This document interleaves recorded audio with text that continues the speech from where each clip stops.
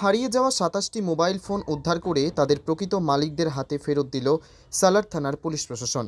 এদের মধ্যে কারো মোবাইল চুরি হয়ে গিয়েছিল কিংবা কারো হারিয়ে গিয়েছিল। তার পরিপ্রেক্ষিতে সালার থানার দ্বারস্থ হয়েছিলেন ওই সমস্ত মোবাইলের মালিকরা।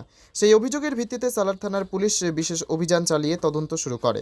উদ্ধার হওয়া মোবাইলগুলি ফেরত দেওয়ার জন্য সোমবার সকাল 11টা নাগাদ ওই সমস্ত মোবাইলের প্রকৃত মালিকদের সালার থানায় পুলিশ ডেকে পাঠিয়ে মোবাইলগুলি তাদের হাতে তুলে দেওয়া হয়।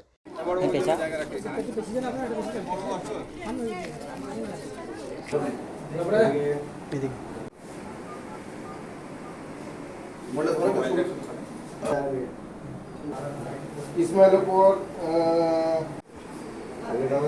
এদিকে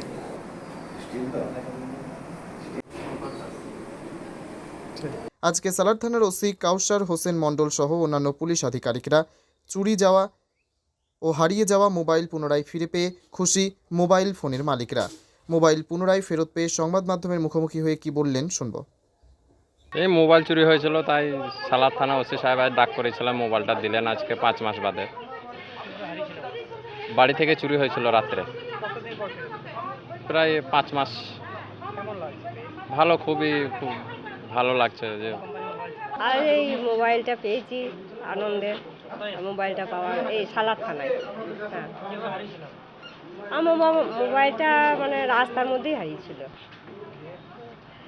তারপরে এই আনিনুল ভাইয়ের মানে উদ্যোগে কলকাতায় ছিল মোবাইলটা, উনি আনিয়েছেন।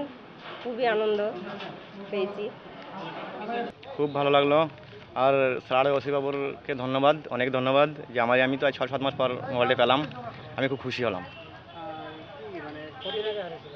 মোটামুটি নভেম্বর মাসে হারিয়েছিল আমার দোকান থেকে এটা হারিয়েছিল। আমার কাপড়ের দোকান থেকে চুরি কিনে পালিয়ে গেছিল।